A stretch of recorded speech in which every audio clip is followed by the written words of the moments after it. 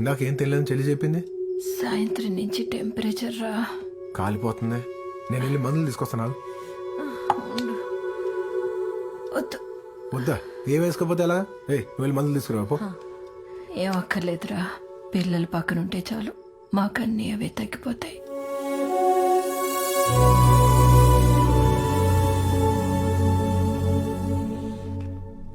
Valmiki sir, మీ వాడిని ఒకసారి తీసుకురావోయ్. ఒకసారి కౌగిలించుకుని థాంక్స్ చెప్పాలి. తీసుకురా. Excuse me, yes. మీ అల్లుడు కుట్లేసిన డాక్టర్ నేను, ఓకే. కట్లేసిన నర్స్ తను.